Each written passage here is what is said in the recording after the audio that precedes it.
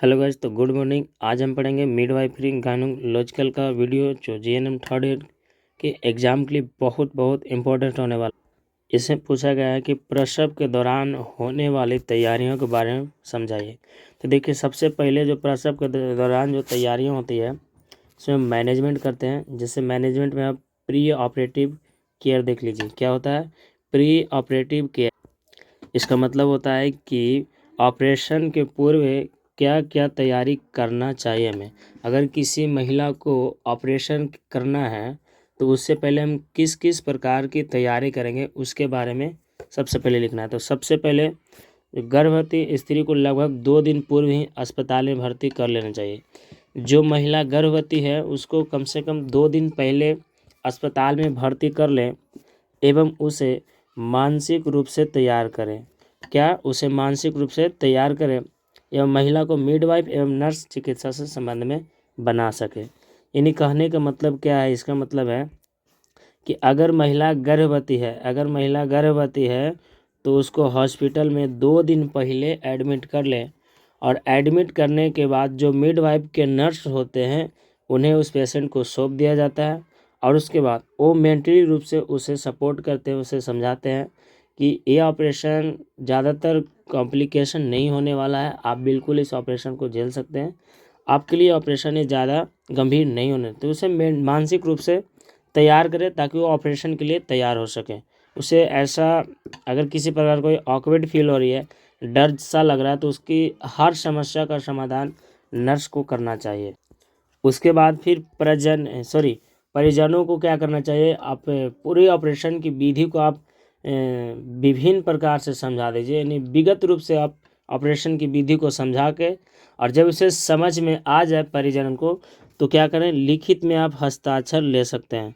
लिखित में हस्ताक्षर ले सकते हैं ताकि अगर ऑपरेशन के दौरान अगर किसी भी प्रकार की कोई समस्या हो तो उसका वो जिम्मेवार वो खुद हो, ये इसका जिम्मेवार हॉस्पिटल पर ना आए, इसलिए लिखित रूप में हस्ताक्षर लिया जाए। उसके बाद महिला को कुछ जांच जो होती है कॉमन जांच वो करवाना चाहिए। जैसे ब्लड ग्रुप करवाइए। ब्लड ग्रुप क्यों करवाया जाता है? ब्लड ग्रुप इसलिए करवाया जाता है कि अगर ऑपरेशन के दौरान ब्लड का लॉस बहुत ज़्यादा हो जा रही है, ऑपरेशन के दौरान ब्लड का लॉस बहुत ज़्यादा हो जाता है तो ब्लड ग्रुप इसलिए जांच करवाया जाता है कि ताकि सेम ब्लड ग्रुप का आदमी उसे ब्लड दे सके और समय ज़्यादा ना लगे, इसलिए ब्लड ग्रुप कराए। उसके बाद अब ब्लड शुगर का जांच कराया जाता है, यूरिन शुगर का जांच, फिर एल्यूमिनियम टेस्ट किया जाता है, यूरिन कलेक्शन किया जाता है, हेमोग्लोबिन क्यों कराया जाता है? ब्लड का पता लगाने के लिए कितना ग्राम हेमोग्लोबिन है। ब्लड फैक्टर का जांच किया जाता है, फिर ब्लीडिंग टेस्ट किया जाता है। उसके ब्लीडिंग कैसी है, कोई हीमोफीलिया की कोई बीमारी तो नहीं है, ये सब जांच किया जाता है। फिर ऑपरेशन के पूर्व महिला को एक यूएसजी किया जाता है। यूएसजी यानी अल्ट्रासोनोग्राफी। इससे क्या होता है, इससे भ्रूण को देखा जाता है कि भ्रूण की स्थिति क्या है और प्लेसेंटा की स्थिति कितना है, और उसमें जो एमनियोटिक फ्लूइड होता है, एमनियोटिक फ्लूइड में भ्रूण तैरता रहता है, तो एमनियोटिक फ्लूइड की मात्रा कितनी है, कम है, तो उसे एमनियोटिक फ्लूइड बाहर से चढ़ाया जाता है। अगर ठीक है तो बिल्कुल ठीक है। ऑपरेशन के पूर्व 8 घंटे यानी ऑपरेशन होने से पूर्व 8 घंटे खाना ना दे, यानी 8 घंटे पहले से ही खाना ना दे। आप देख लीजिए कि ऑपरेशन कितने बजे करनी है, ठीक उसी समय आपको 8 घंटे पूर्व खाना उसे ना दें। उसके बाद रोगी का पीविक सेवा करें, जैसे नाभि से लेकर जांघ तक के बाल को साफ कर लें ताकि ऑपरेशन के दौरान बाल ऑपरेशन के तहत कोई नुकसान न पहुंचाए, इसलिए बाल को पूरी तरह से साफ कर लें। फिर आंत की सफाई के लिए महिला को क्या करें, चाहे तो आप एनीमा दे दें, या तो आप एनीमा दें और या फिर क्या दें, साबुन का पानी दें। क्यों? ये इसलिए दिया जाता है कि आंत में किसी प्रकार की कोई गंदगी ना बच जाए, उसकी पूरी तरह से सफाई हो सके। उसके बाद स्त्री को ऑपरेशन वाले दिन तैयार करें, उसको हल्का गुनगुने पानी से स्नान करवाएं। ऑपरेशन के दिन गुनगुना पानी से स्नान करवाएं। उसके तन के कपड़े हटाकर पहनने के लिए गाउन दे। महिला गहने हटवा दें, नाखून की नेल पॉलिश भी हटा दें। यानी ऑपरेशन के दिन क्या करें, ऑपरेशन वाले जो गाउन होते हैं वो पहना दें, उसके नॉर्मल वस्त्र को उतार दें और कोई भी किसी भी प्रकार के अगर आभूषण पहना हुआ है तो आभूषण को भी उतार दें। और उसके बाद ऑपरेशन थिएटर में पर्याप्त रोशनी, आप जाके एक बार चेक कर लें कि आपके ऑपरेशन थिएटर में उतनी रोशनी है कि नहीं है, यानी पर्याप्त रोशनी है या नहीं है। महिला की कलाई पर पहचान बंद होना चाहिए जिसमें नाम, उम्र, अस्पताल, रजिस्टर क्रम आदि दर्ज होने चाहिए। महिला की कलाई पर एक पहचान बंद बांधे जिससे उसकी पहचान किया जा सके, उसके नाम हो, उम्र हो, अस्पताल रजिस्ट्रेशन नंबर हो, सब उसी में दर्ज होना चाहिए। ऑपरेशन से पूर्व रोगी को एंटासिड देना चाहिए। एंटासिड इसलिए दिया जाता है कि गैस की प्रॉब्लम को उसे सॉल्व किया जा सके, तो ऑपरेशन के पूर्व रोगी को क्या करें, एंटासिड दिया जाता है। फिर शल्य क्रिया संबंधी देखभाल, उसके अब तो ये हमने प्री पढ़ लिया, क्या पढ़ लिया हमने, प्री पढ़ लिया, नहीं ऑपरेशन से पहले जो तैयारी की जाती है उसके बारे में हम पढ़ लिया। अब ऑपरेशन के दौरान कौन सी तैयारी करना चाहिए उसके बारे में हम आगे पढ़ेंगे। तो देखिए उसमें है, देखिए यहाँ पे आ गई कि पेरी ऑपरेटिव केयर, यानी शल्य क्रिया संबंधित ऑपरेशन के दौरान, ठीक है। तो रोगी के साथ सभी दस्तावेज ऑपरेशन थिएटर में ऑपरेटिंग दल यानी ऑपरेशन टीम को सौंपना चाहिए। रोगी के साथ साथ रोगी के बारे में जितना आप दस्तावेज जमा किए हैं, जितना प्रकार के टेस्ट, जांच, हस्ताक्षर, वो सभी आप सीनियर डॉक्टर के जाकर सौंप दें ताकि वो इसी दस्तावेज के अनुसार वो ऑपरेशन को रेडी कर सके, ठीक है। आपातकाल के लिए ब्लड ट्रांसफ्यूजन की तैयारी रखनी चाहिए। हमने बोला था ना कि ब्लड ग्रुप क्यों किया जाता है, इसलिए कि अगर ब्लड लॉस कभी बहुत ज़्यादा हो गई तो हमें परिजन में भी ब्लड ग्रुप चेंज किया जाता है, ताकि कि अगर ब्लड की ज़रूरत पड़े तो हम उसकी तुरंत अति करवा सकें। अगर ब्लड किसी परिजन में ग्रुप नहीं मिल रहा है तो बाहर से ब्लड को हम स्टोर करके रखते हैं ताकि ब्लड ट्रांसफ्यूजन में हमें देरी ना हो सके। अब जहाँ पे इंसिजन लगने वाले हैं, निरोगी के ऑपरेशन के लिए जहाँ पे इंसिजन लग उसको सबसे पहले आप सेवलॉन से साफ करें, यानी एंटीसेप्टिक सॉल्यूशन को 3 बार लगाया जाता है एवं चीरा क्षेत्र को कपड़े से ढक दिया जाता है। यानी सेवलॉन से क्या करें आप 3 बार उसे साफ करें और एक साफ कपड़े से ढक दें, उसके बाद चीरा लगाया जाता है। स्वाब को एक ही बार इस्तेमाल करना चाहिए। अब जो सेवलॉन से आप सफाई कर रहे हो वो स्वाब से होता है, तो एक स्वाब को एक बार ही यूज कीजिए, एक स्वाब को सिर्फ एक बार ही यूज कीजिए। उसके बाद देखिए अब प्रोसीजर क्या होना चाहिए, महिला के जो प्रोसीजर क्या होना चाहिए आप देख लीजिए। सबसे पहले तो रोगी को 15 डिग्री लेफ्ट टाइल्टिंग स्थिति में रखिए, क्या कीजिए 15 डिग्री लेफ्ट टाइल्टिंग स्थिति में रखिए। उसके बाद महिला को जनरल एनेस्थीसिया दिया जाता है। जनरल एनेस्थीसिया में एनाबिन भी आता है, जनरल एनेस्थीसिया में एनाबिन आता है। महिला को एक जनरल एनेस्थीसिया दीजिए। उसके बाद सर्जन मध्य रेखा के पास नाभि के 2.5 सेंटीमीटर नीचे से तथा सिम्फोसिस प्यूबिस के ठीक ऊपर तक वर्टिकल चीरा लगाया जाता है। 2.5 सेंटीमीटर नीचे से सिम्फोसिस प्यूबिस के ठीक ऊपर तक यानी वर्टिकल चीरा लगाया जाता है। उसके बाद वर्टिकल चीरा के बाद में एक चीरा यानी ट्रांसवर्स लगाया जाता है जो सिम्फोसिस प्यूबिस से 3 सेंटीमीटर ऊपर की ओर रहता है। वर्टिकल चीरा के बाद एक और चीरा लगाया जाता है जो ट्रांसवर्स होता है, वो कहाँ पे होता है, सिम्फोसिस प्यूबिस से 3 सेंटीमीटर ऊपर की ओर रहता है।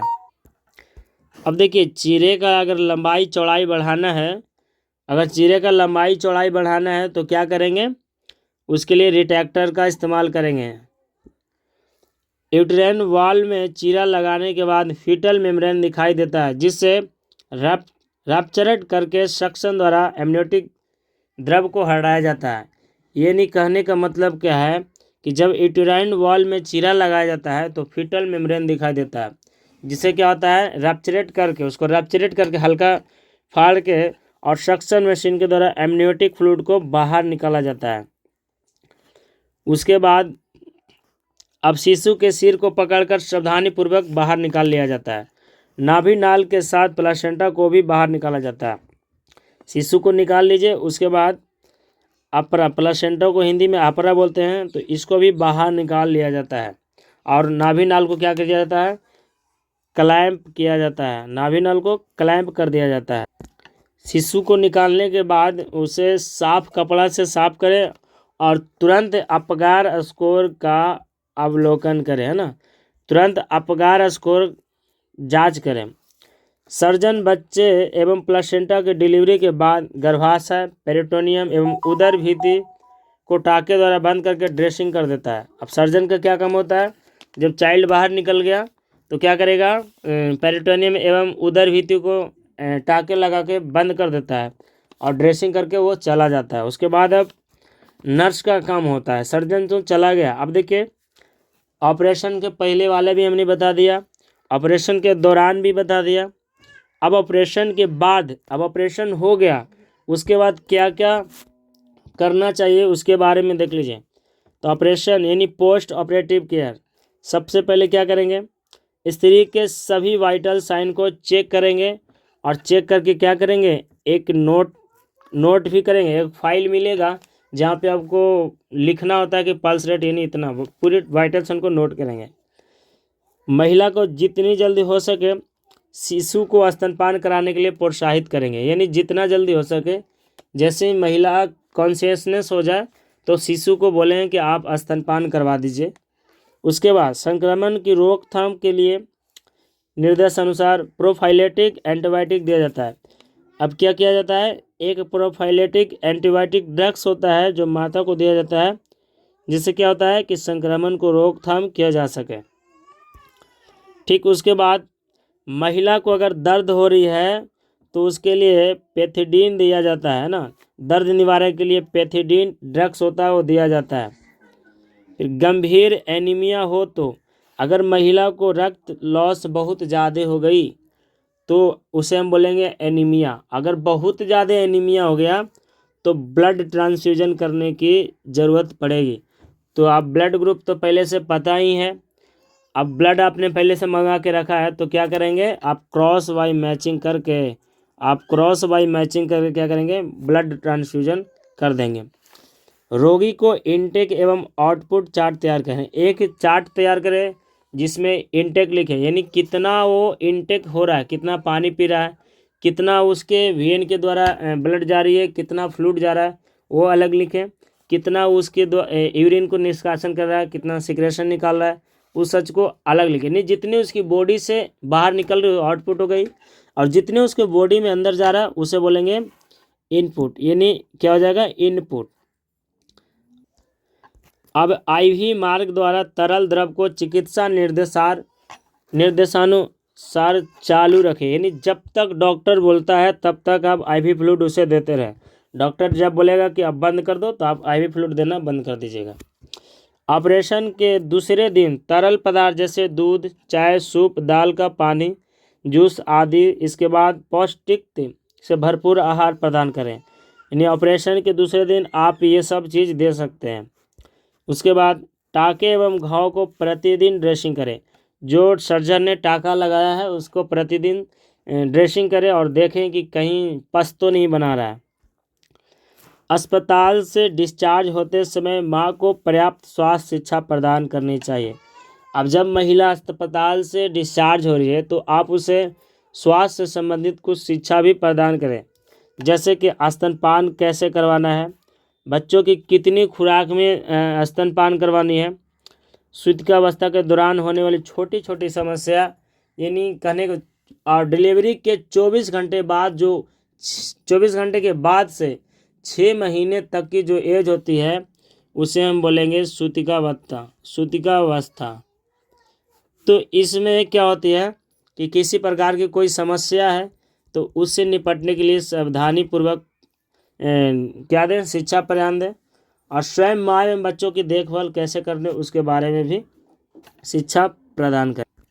आज के लिए इतना ही, कल फिर हम एक नए वीडियो के साथ मिलेंगे। तो आज के लिए इसके लिए धन्यवाद, और वीडियो अगर पसंद आया तो सब्सक्राइब करना ना भूलें, और हम इसी प्रकार के नए नए जानकारियाँ लेते आएंगे। और नर्सिंग से रिलेटेड जितने भी प्रकार की आपको कोई भी समस्या है तो प्लीज़ कमेंट करना ना भूलें, हम आपकी समस्याओं को दूर जरूर करेंगे। धन्यवाद।